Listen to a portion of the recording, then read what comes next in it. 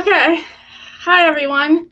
Um, Welcome to Morgan Virtual Campaign Launch Party tonight. My name is Caroline Bailey, and I am Morgan Campaign Manager. I'm also her friend. We are really excited to have all of you joining us here tonight so you can hear from Morgan herself about what she's passionate about and why she's running to be District 7 next councilwoman. So here's a little agenda slide here to show what we've got tonight. Marissa, if you could switch our slide, got to go back. There we go. Okay, so as I said, we're going to hear from Morgan. Well, I'm going to start off with a little bit of speaking first, then we'll hear from Morgan. And then we're going to hear from a couple of different guest speakers tonight who are community leaders, residents of District 7, and people close to Morgan who will talk about the issues that Morgan cares about: mobility and transportation, housing affordability, community engagement, and representation. So just a little bit of housekeeping before we get started. We are going to have some time for Q&A during this event. So put your questions in the comments below, and our moderator, Marissa, will keep an eye on them and pick some questions for Morgan to answer. And then after we're done with this event, we're going to have a recording on YouTube with captions. So if you missed it, you can watch it later. All right, so now I'm going to start talking with Morgan.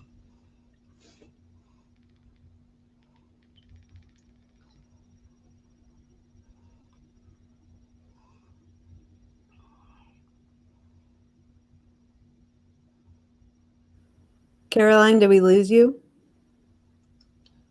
No, sorry, so to start off with, I've been involved in politics. Marissa, if you could go back one slide, that'd be great. Thank you.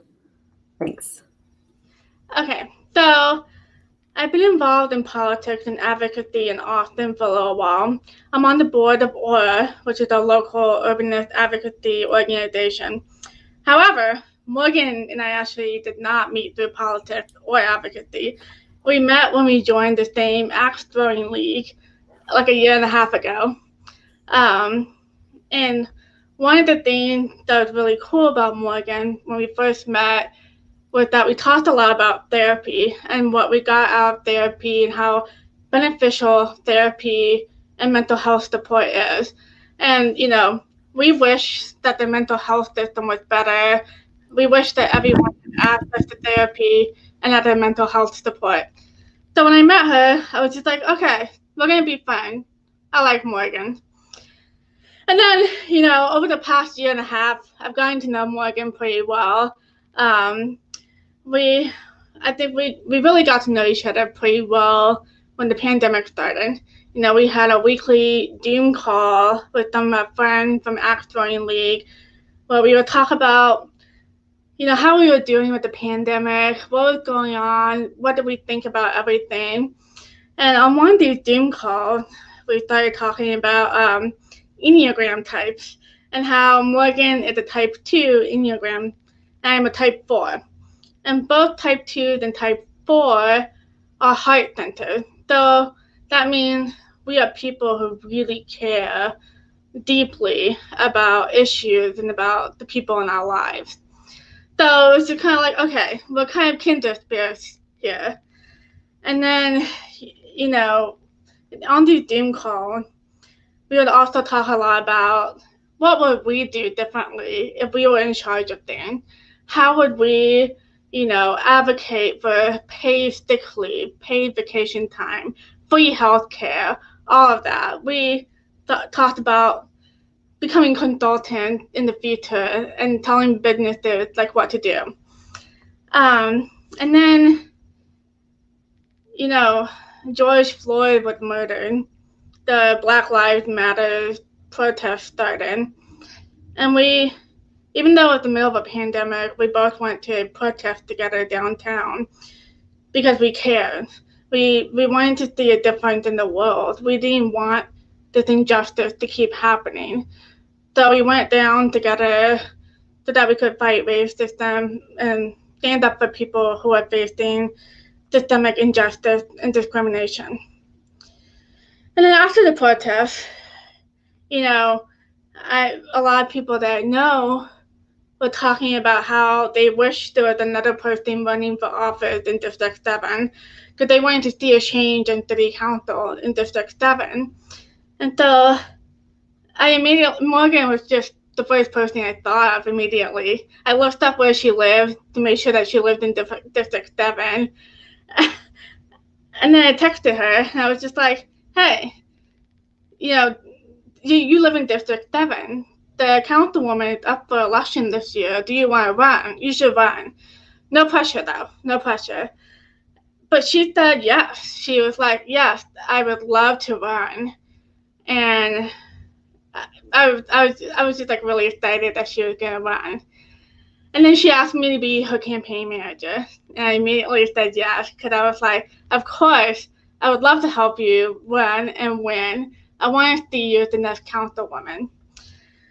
So, I said yes to being Morgan's campaign manager because I think Morgan would just be a truly amazing councilwoman for District 7.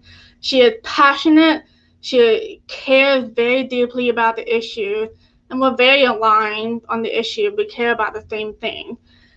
And so I want you to see tonight why Morgan should be your next councilwoman. And so now I'm going to pass it over to Morgan. Thank you, Caroline. I appreciate that. Marissa, if you could, I'm going to pull that back up. If you could go to the next, yes, perfect. And I'll give you a cue when to go on to the next part. So go back one. Thank you. So good evening, everybody, and thank you for bearing with us as we're trying to take this kickoff event virtual. As Caroline said, my name is Morgan Witt, and I'm here running for City Council in District 7.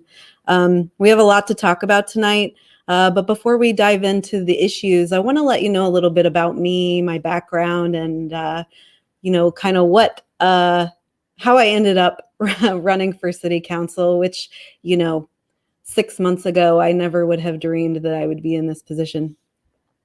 So a few things to know about me. I'm a born and raised Austinite. I have lived in a couple other places. I spent some time living in Australia, spent a little bit of time living in Argentina, but I'm always drawn back to Austin. It just is a very special place to me, and I have an immense amount of pride in being able to say that I come from this city. So I care about this community, and I care about the different communities within this broader city. And on a personal level, I've always cared about other people. I've always enjoyed working with children. I've always enjoyed community service and studies that allow me to advocate and support other people. But there are, a few milestone events in the last several years that have directly led me to this moment now when I'm running for City Council. And I want to share those with you because I think they're going to give you some insight into what my motives are in running and what my goals are for the city. So Marissa, if you could go to that next slide, just the blank. Thanks. Nope. Yeah, there you go. Perfect. So back in 2011, I'd recently moved back from Australia. I'd transferred from Austin Community College over to Southwestern up in Georgetown, and I was ready to go get my psychology degree. Psychology is something I have a huge passion for. The thing about Southwestern is when you join, you're put in a cohort and you are put in this orientation class, and the theme is different every year. Well, the year that I joined, I'm sorry, it's something I care a lot about. The year that I joined, or the semester that I joined, the topic was educational inequality in America. And when I left that class, I ended up changing my major from psychology to education because I knew that the change that I wanted to make in the world started with young people, and I knew that education was the way to most directly impact their lives. Marissa, if you could click 1, please. But I also want you to know that I walked away from that experience with the firm belief and the research and facts to support it, that with the right access to resources and opportunities, people and communities can thrive. And so that has informed a lot of the work that I've been doing in the last, 6, 7, 8 years. And over the course of my teaching career, I finished my studies. I went into teaching Spanish. I learned a lot about students and families and communities and schools and some of the injustices going on there. But that was just, teaching took up a lot of my life, to be honest with you. And I wasn't really aware of a lot of the other things that were going on in the community. So fast forward to the spring of, early 2019, I'd started going to a church over on the east side, East Airport, actually. And they would invite guest speakers in. So this woman came in. She was a resident of Austin, a Black woman who was also a community activist. And the presentation she gave that day shattered my view of the world. She talked a lot about Austin's history with redlining and discriminatory housing and, neighborhood building practices. She talked about how her family, even in the 90s, had moved into a neighborhood in central Austin, and there was still language in the house deed that, even though it was now made illegal, basically said that Black people were forbidden from living in that neighborhood. And she talked about the indignity of having to live with that reality. And so I walked away from that experience, and by the way, the irony of being in a small church on the east side of Austin in a completely white congregation, being educated by this woman was not lost on me. So that kind of opened my eyes up, and I started paying attention to more about what was going on. I started paying attention to and reading about discriminatory lending practices, the trend of gentrification in our city. And Marissa, if you'll hit that button again. The thing that I walked away with was the realization that not every resident in the city shares the same Austin experience. The city that I have pride in and the experience that I've had in Austin is not the same for everybody. And that's not okay. And that needs to change. So that happened. That was early 2019. Fast forward to 2020, which is a totally different beast for sure. And, during the pandemic, I'm watching vulnerable communities struggle. I am watching people who were already teetering on the precipice of not having a home, of losing their job, of not having savings, or being one medical bill away from destitution, put in a much more vulnerable position than they were to begin with. I continued to pay attention. I started making contributions to the food bank. I started, having conversations with people about how to address these issues. And then George Floyd was murdered, and people started protesting in Austin. And I joined them, as Caroline said, because I wanted to stand up for people who weren't being listened to or stood up for. Sorry, makes me emotional. So I went and protested, and I did that. I've been doing that for a few months now. And that's a really harrowing experience. I'm sorry. Marissa, if you'll hit that next card. What I learned out there is that Austinites are demanding change, and a lot of people are not listening. And that's not okay. We need leadership who is going to listen to what our concerns are and what our demands are, and prioritize the well-being and the prosperity of everybody in our community, not just those with the loudest voices and not just those with the deepest pockets. So, when Caroline asked me to run, it seemed like a no-brainer. I was at the point where I decided that I I wasn't going to wait around anymore for somebody to make that change. I needed to stand up and do it. So here I am. And that passion and that concern for other people and that desire to see positive change in Austin has really shaped, in large part, the platform that I've created. Marissa, if you'll go to that next slide, please. So there are a lot of things that I'm focused on, and yes, it's driven by my passion. But the reality is there are a lot of people in our community who are experts on these things and who know a lot more about it than I do. And one thing that I value is, collecting information, insight, and feedback from others. So I've been working really hard to do research and talk to people about what's important and what they see for Austin's future. And so here's kind of what I've mapped out. There are a lot of areas that Austin can improve in. Affordability is a big issue. Mobility, sustainability, and the environment. Our culture, our music culture, our sports culture, civic engagement, and active participation from the community and in the community. And all of that really underlies this more fundamental issue, which is equity, right? These are issues that are causing this systemic inequity, but also systemic inequity is the result. So we're kind of in this cycle, and we need to break that cycle.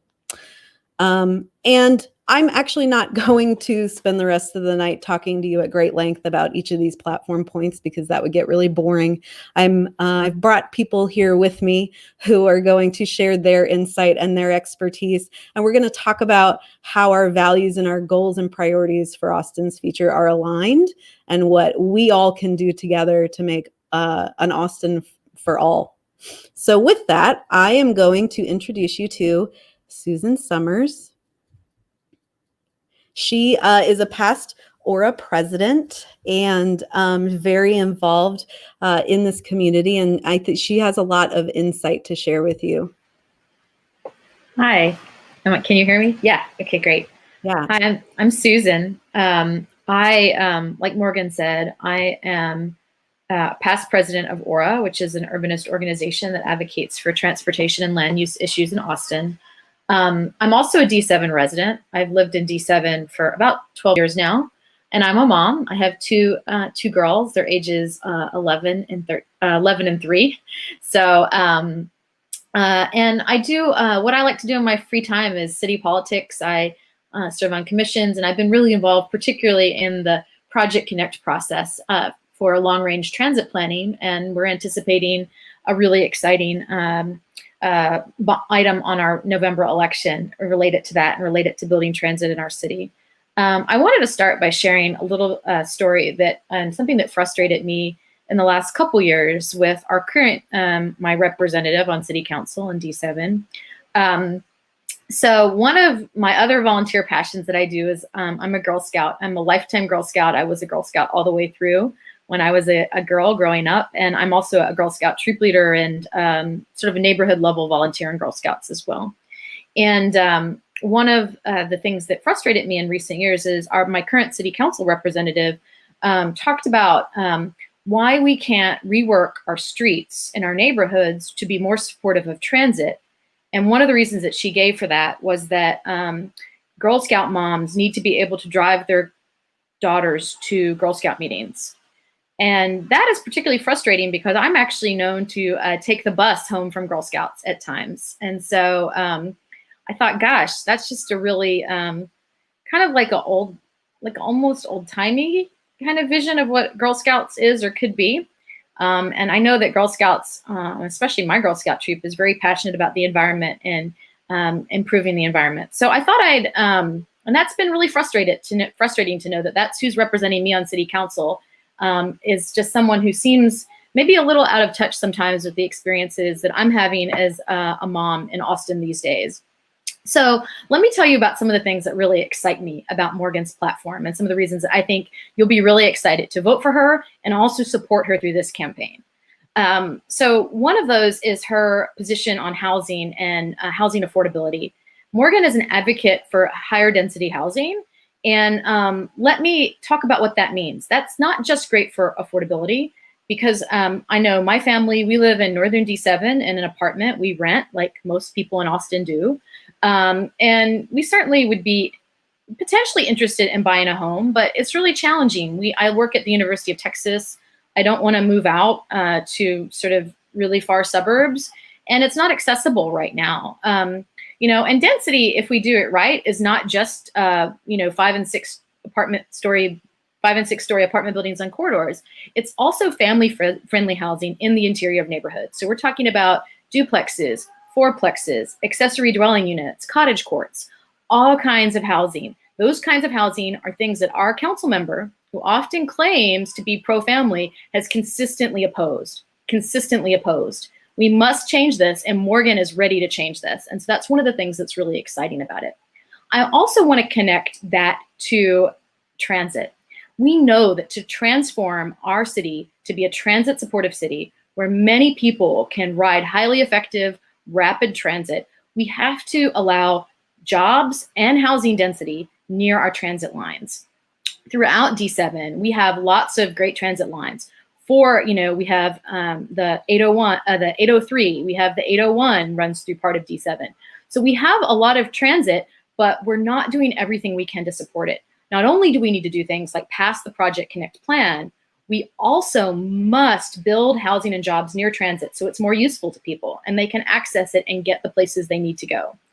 This also connects into Morgan's priorities for sustainability and the environment, because one of the greatest things that we can do as individuals to help mitigate climate change and reverse the path that we're on as a world, as a society, is to actually get out of our cars and start riding transit and not go everywhere in single occupancy vehicles. Right now, things the city of Austin is doing, choices our city council is making, is preventing people from getting those types of choices to choose to get out of their cars and have reliable transit that takes them where they need to go, where there are destinations that they can live along the lines and work along the lines. And right now, we're preventing that on a lot of levels. And in particular, our incumbent city council member is preventing that. So I think that all of these things are part of what excites me so much about Morgan's candidacy. I think it's a really family-friendly policy. I think that it's forward-looking and it's really exciting. And furthermore, with COVID-19, these types of changes are the changes that we need to build a resilient society to take us through the pandemic and beyond. And so I keep thinking about my word for like 2020, and I think that word is resilience.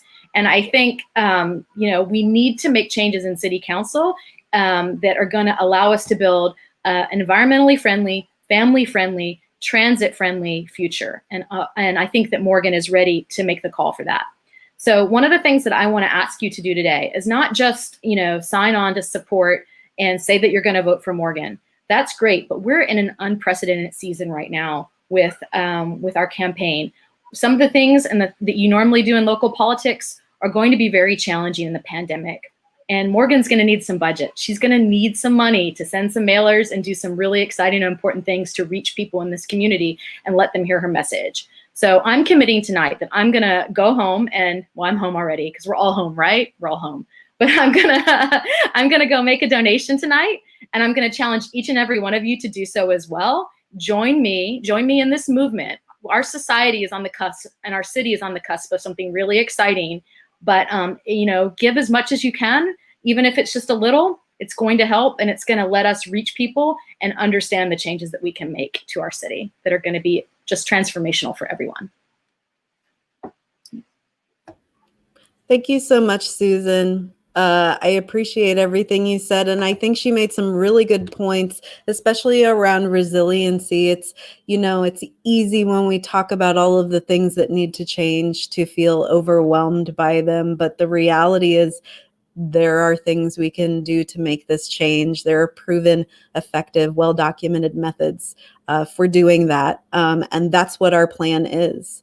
So having said that, I also want to mention that as a renter, as a former teacher, I know and share Susan's experience, which is, I'm an adult woman who was sold the American dream of owning a home, and I aspire to own a home. And instead, I rent an apartment with a roommate because if I want to live anywhere within Austin, that's what I have to do.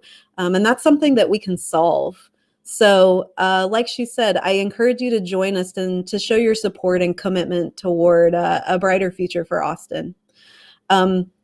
So the next person that I wanna bring on is Sergio Tristan. He's a veteran and a Latinx community leader, and he and I actually got connected regarding the soccer stadium that's being built here in D7. I'm really excited to bring him on, and just he's going to kind of talk about how we connected and got aligned on the importance of community, of civic engagement, and of working together, to really make change and progress the way that Austin needs to see it. Yeah. Hi. How are you, Morgan? Can you hear me? Yeah. Perfect. Well, first of all, I'm really excited and honored that you invited me to be part of this launch campaign party. I am so happy to have met you and gotten to know you over the last couple of weeks, and I'm truly excited to be here and kind of show everybody why I support you and some of the issues that you and I have in common. But I think, first and foremost, I'm a longtime Austin resident, been here all my life, born and raised. I've been in District 7 since about 2000 when I moved into the neighborhood, and just been here on and off because of my military commitments. But just like you spoke in your initial story, I'm part of that community that doesn't have the same experience that other people have had, especially in this district. So moving to this district was definitely an experience for me. And I love that about you. And when you talk about civic engagement, I've actually experienced that in this community when I've tried to engage our council member on different issues, right?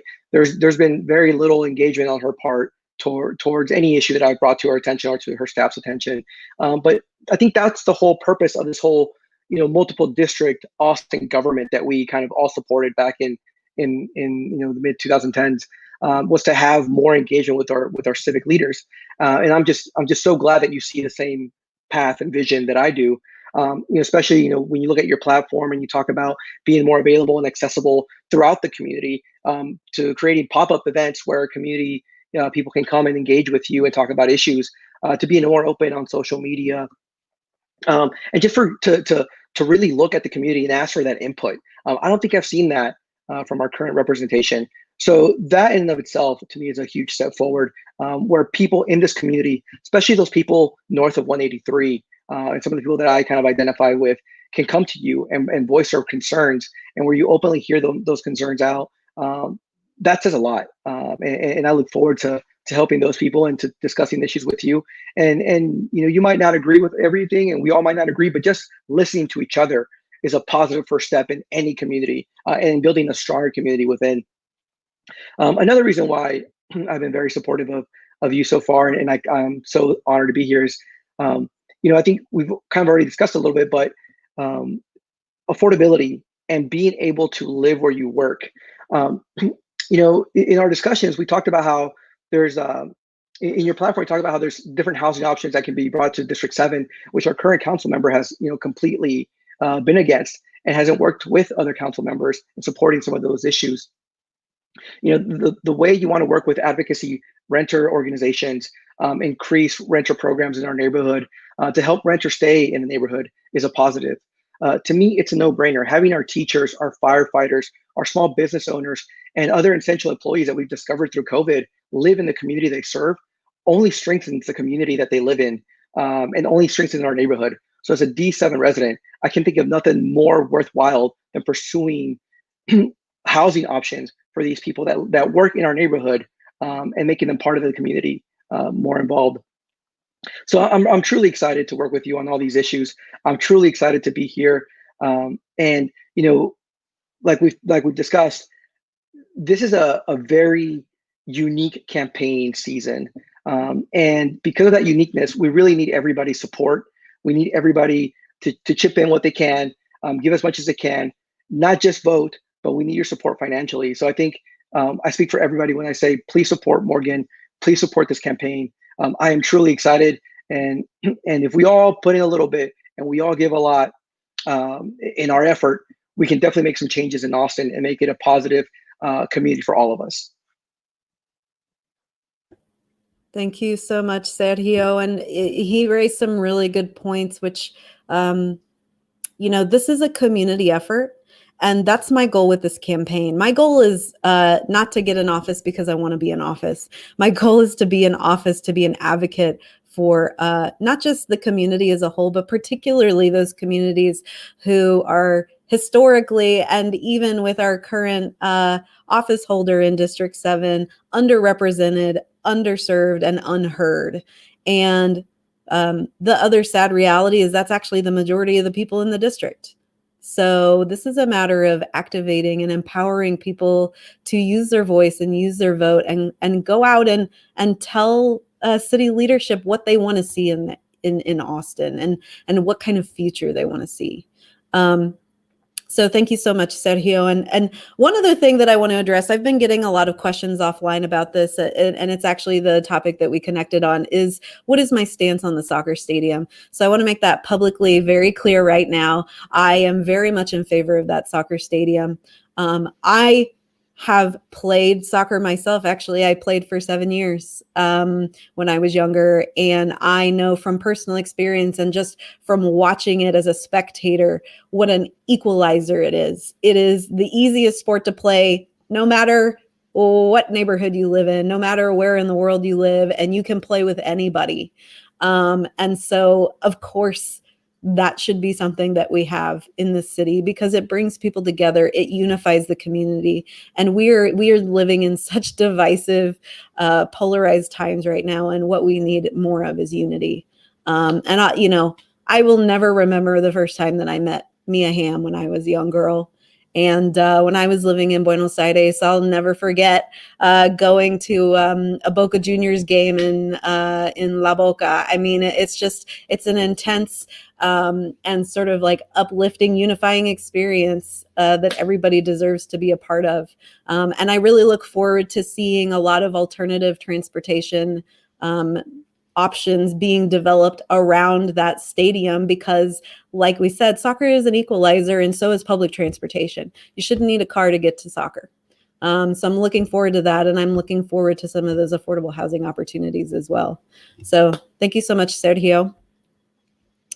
And so having said that, we have some other people on the line with me right now who are also District 7 residents and also very passionate about these things. And as I said, there's only a limited amount of expertise that one person has. And what I really value is collaboration, hearing from different sides of any issue. Like Sergio said, we may not agree on everything, but if we have the same values and priorities, it doesn't matter. We can work together and collaborate to come up with an effective and comprehensive solution that does right by the community.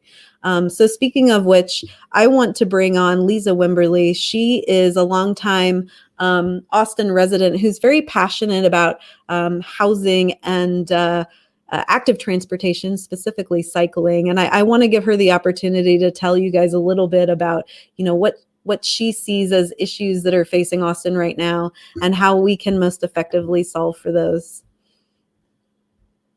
Oh, let me unmute you. Sorry. Hi there. Sorry. Technology. You're right.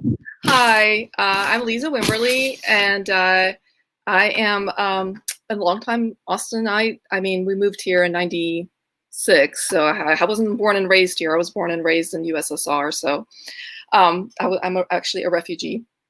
But so my advocacy, I guess the first seeds of my advocacy started probably way back in the mid-90s when my husband and I lived in the Bay Area for 2 years. And we were kind of struggling because it was really expensive. And even though I was staying home with my kids and my husband had a tech job and our kids were tiny and he had a decent salary, but even though he had a decent salary, we still were struggling with rent because it's really expensive in the Bay Area. And I remember at that moment, this is way before I knew anything about urbanism or Yes in My Backyard, or even really before all of these movements kind of existed as they do today. And I remember thinking to myself, like, where do teachers get to live? Like, San Francisco is so expensive. Like, where do they live? And where do nurses live? And I remember, like, this was like a really tiny little seed of that kind of got planted in my head to try to understand, how does society function when you have this place that is so unaffordable that whoever doesn't make enough money but works in the city has to drive in for hours?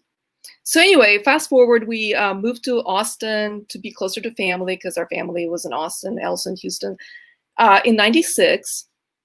And shortly after that, my husband made a decision to that he was going to commute to work by bike. And he's been doing that since. For the last 20 years, he's been commuting by bike every day. And then he kind of got involved in the biking community. This was sort of the beginning of the biking advocacy, and he became president of Bike Austin. And through all of that, I also was kind of involved in the advocacy that he was working on to try to get a network of cycling infrastructure that would allow people to have safe alternative to driving. And so all these years sort of dealing with neighborhood groups and an opposition, and sort of was a really eye-opening experience. And then something Susan said reminded me of this one moment when at the last election for our current council representative in D7, there was a forum, and I think somebody asked her about bike lanes in our area on Shoal Creek Boulevard. And if I remember correctly, her answer was something along the lines of, well, moms need a place to park. So it was kind of funny because Susan was talking about moms need to be able to drive for Girl Scouts. Well, moms also need to park. So that was a really eye-opening moment for me. And then shortly after my kids went off to college, I became more and more interested in the housing problems that Austin is facing, particularly shortage of housing and the rocketing prices that are leaving people out. And so I joined Aura, which is the urbanist organization, and I've learned a lot since then. And one of the things I learned is that as a homeowner, and we've been homeowners for the last 20 years, as a homeowner, I have a much greater voice in what happens in Austin and how Austin grows and how Austin evolves than people who rent. And that seemed so unfair to me and so unjust. D7 is majority renter district. And my council member mostly listens to the loudest voices, which are those who own homes. And this is one of the things that I'm so excited about to have in Morgan. Not only does she have experience as a teacher trying to afford to live near her work, but also she's a renter and she understands the community in much greater degree than I think our current council member does. So I am super excited, super enthusiastic about Morgan's candidacy. I really, truly, honestly believe that this is the moment, the right moment. And I think that I'm really optimistic about this campaign. But as others have said, we can't do this without having the funds. So I've already made my donation, and I'm going to ask all of you to do the same. Donate whatever you can, as much as you can. Anything will help. And I am just overjoyed that we're going to make this work. Thanks. Thank you so much, Lisa. And she raises some really good points, which is that the issues we're facing affect every single one of us. You know, when part of our community is underserved or unrepresented, it impacts all of us negatively. And we need to strive to uplift every single person so that we can all live a better life and we can all thrive in Austin. Looks like Erin dropped off, so I'm going to go ahead and thank you so much, Lisa. So we've been talking with some experts who are raising some of the issues that are important to me as far as my platform and why we're aligned on those, what changes specifically I want to make. And of course, you can find out more about my platform on the website, morganforaustin.com. But I do want to give you the opportunity to hear from someone who is very close to me, and that's my dad. So he's gonna, if he can't tell it straight about me, well, then I don't know who can. So I'm going to bring him on here and just give you the opportunity to hear from a personal perspective why this is important to me and why I'm running. Okay, thank you, Morgan. I'm Curtis Witt, and of course, I'm Morgan's dad. I lived in Austin for roughly 30 years. The traffic got so heavy and so bad, and the rising cost of things, I left Austin and came to San Marcos. A lot of the points that you folks have talked about tonight, I'm not an expert on that, but I'll tell you that from a dad's perspective, I'll tell you why I think Morgan is the right candidate for Austin. Even as a child, she had a lot of passion for caring for others and anything that she had a deep interest in.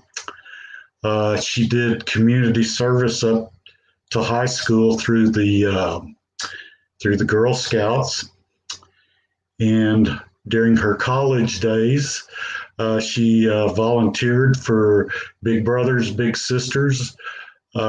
She assisted with adults and kids with disabilities at an equine therapy center. Reason she got into teaching, because she wanted to make a big difference in kids' lives.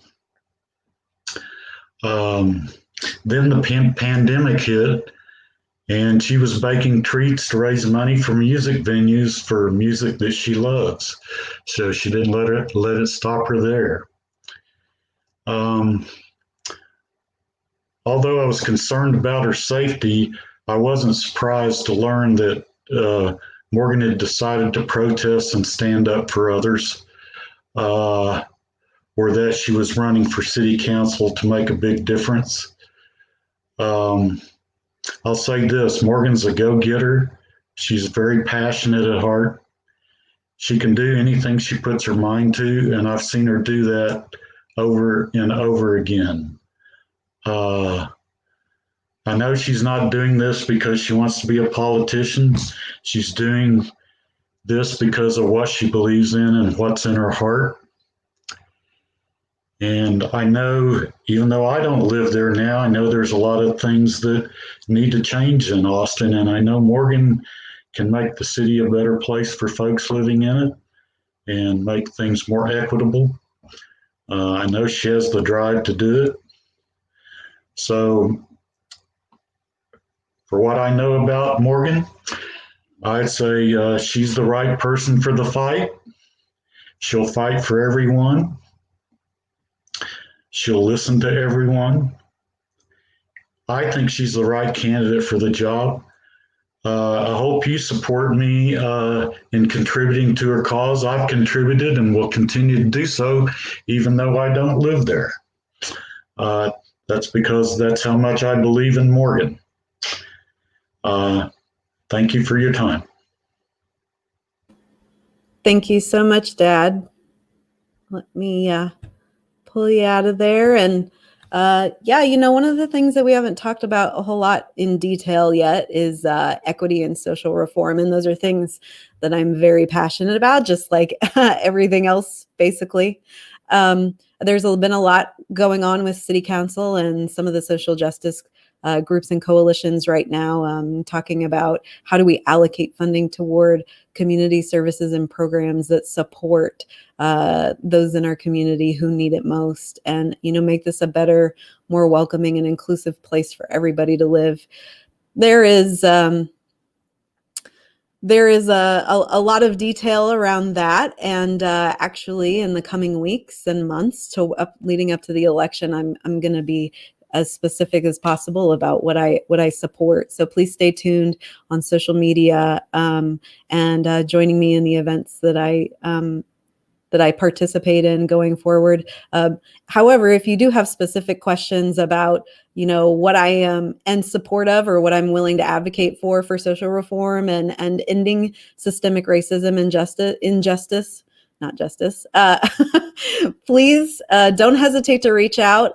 Like Sergio said, connecting with the community and being responsive and hearing what you have to say is really, really important to me. Even if we don't necessarily agree on things, I want to hear what you have to say, and I value your opinion. And if you didn't get enough of the personal sappy stuff with my dad yet, I also want to bring on somebody whom I had the pleasure of teaching with before I moved into the tech industry. Her name is Erin, and she's going to be speaking a little bit about our experience working together and, you know, my dedication and commitment to empowering others. Hi, can you guys hear me okay? Am I live? Can you guys hear me? Yes, you're good. Okay, perfect. I just wasn't sure. All right. So hi, everybody. My name is Erin Vu, and I met Morgan when we were teaching. I've known Morgan a few years, and she is one of the most passionate, driven, caring individuals I have ever had the honor of meeting. So when we were teaching, we would often discuss our ideas for different topics for lessons, and she always had a way of coming up with really unique lessons. And there's one that's her particular favorite, or at least one that stands out that I'd like to talk to you guys a little bit about. So what you have to understand about Morgan is that she cared immensely about her students and about cultural awareness and diversity. That's always something that's been important to her. And she tried to address stereotypes and prejudice through language learning. She taught Spanish, right? So even if it meant having difficult discussions in class, and she didn't just challenge them to see the world in a different way. Her classroom was also a safe place for students to talk about different ideas and host their extracurricular clubs and activities. We even talked about starting a student-led humanist club focused on serving the community. Also, while we were teaching together, we were both commuting from different cities like Austin and Cedar Park, and both of us were renters of apartments at the time. And this brings up a few issues that Morgan is passionate about and is going to be fighting to change. Even though I had an easier time getting to the school, Morgan definitely had to fight through the typical Austin traffic every morning and every evening. Even commuting within Cedar Park for me was getting to be impossible. So we were both full-time salaried teachers with excellent educations and qualifications, and we were renting. Not only were we completely unable to purchase a house, but the rent was so high that we had to search far and wide for places that we could even afford. To live even on the northern outskirts of Austin, Morgan had roommates. And I had to have a roommate at one point in time too. Full-time salaried teachers. We were both adults living in different parts of the city than our place of work. And we both had roommates. And if this doesn't paint a quick picture of education, traffic, and housing problems, I honestly don't know what will. Almost everyone we worked with and everyone we knew were having similar problems, and we were powerless to change it until now, because we've got Morgan. I've been through some really difficult situations with Morgan, and we've had some heated conversations about what is failing our city, its people, students, workers, and the homeless, the issues facing our city, and what could be done to fix them. She was fighting for change long before she decided to run for city council. She simply wants everyone to have a fair chance at the American dream. And that means accessible transportation options, housing costs, and good paying jobs, just to name a few. She's always had this fire in her heart to change the world for the better. And now she actually has that chance to make it come true. So her passion, drive, and knowledge of current relevant issues will create a better Austin for everyone, including everybody on this call. She's open to new ideas and opinions other than her own and listens to concerns. And that is a necessary quality to have in public office. Otherwise, nothing's ever going to change. So this is a woman who will fight to the end to stand up for others.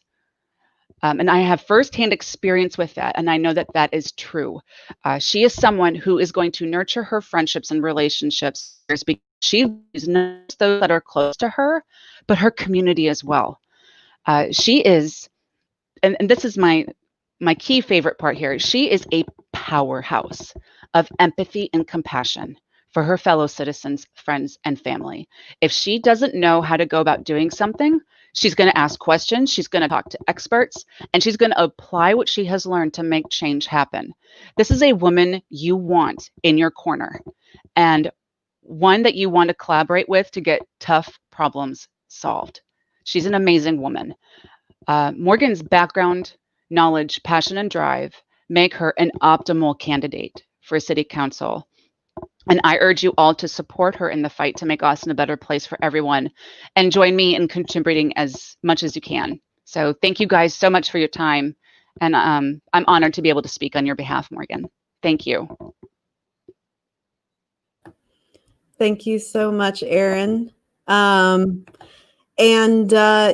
raises a really good point. We've been sitting here all evening talking about me. And of course, you want to know what my motivations are for running, what my ambitions are, and what I'm hoping to accomplish. But as I said earlier, this is a community effort. And what's really important to me is you, hearing from you, hearing what your concerns are, and hearing what we need to do to make this a better place for everybody. And, I in a lot of ways, I'm coming from personal experience, as she said, as the grown woman with a great education and a career who's having to rent and have a roommate. And there's nothing wrong with renting or having a roommate, but I would love to buy a house. I would love to feel that I can comfortably afford to live in almost every area of the city. And more importantly, I know that as a white woman who's well-educated and has a decent amount of privilege, I know that other people are struggling even more than I am. And that's just not okay. That's something that we need to resolve and we need to address. So having said that, I want to segue now over to my final slide, Marissa. And I want to talk to you about ways that you can join this, because this is a community effort. I cannot do this alone. I'm sure you know that politics and campaigning is a lot about name recognition, and I'm very new to the political scene. This is not a career for me, and I need to get the word out, especially during this pandemic, so that people know who to vote for when they go to the polls in November. So in just a second, we will pop up on the screen some opportunities for you to get involved and to make a commitment to this change that we're looking for in Austin.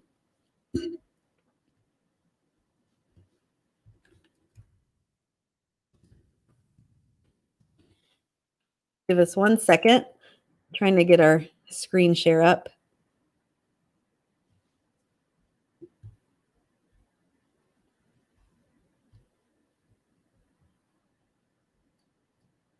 Okay, I think we're having some technical issues, so I'm going to be adaptable like a teacher is, and we're going to go with plan B. I'm going to wing it. I'm going to put my website right down there, and I'm going to tell you the 4 ways that you can get involved right now. The first one is to go to that website, make a commitment to change for Austin, and contribute to this campaign.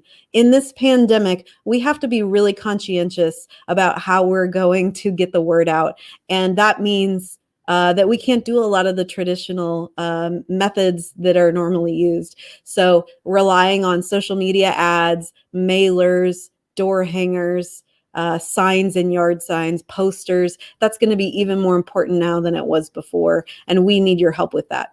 The second way that we can do that is for you to sign my ballot petition. That petition is due by August 17th.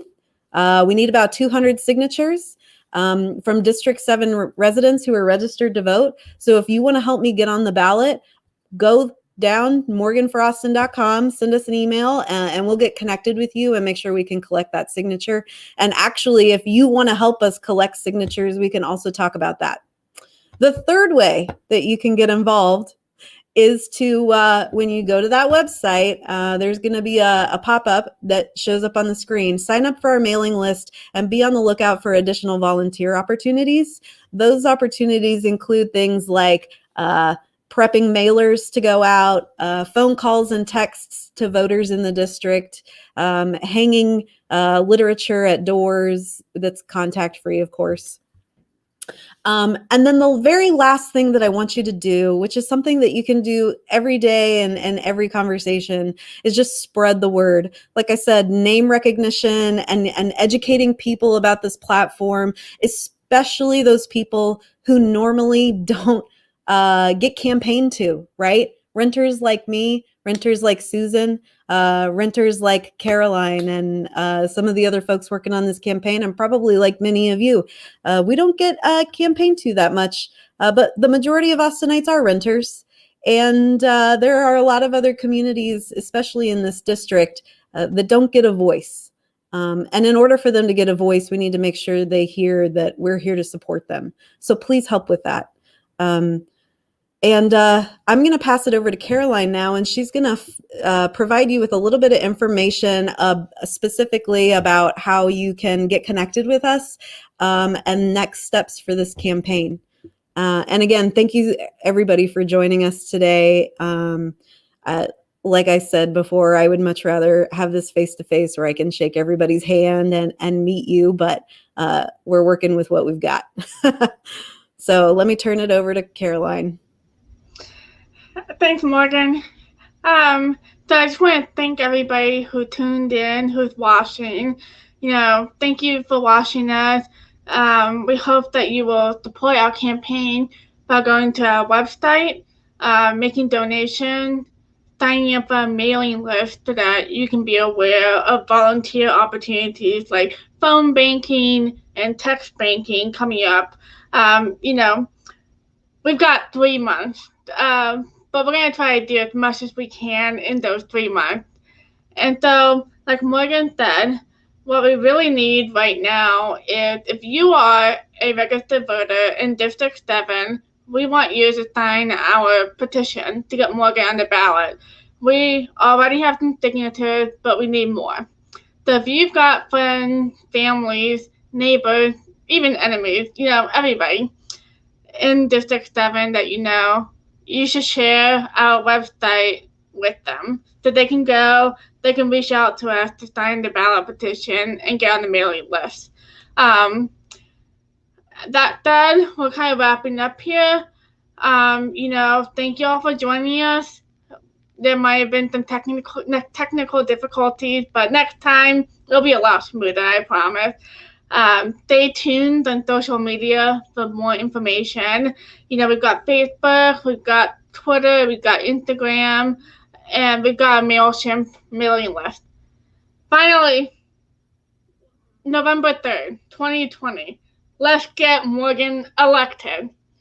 Thank you all and have a great night. Thanks, guys. And I just want to say again quickly, I am here to listen to you.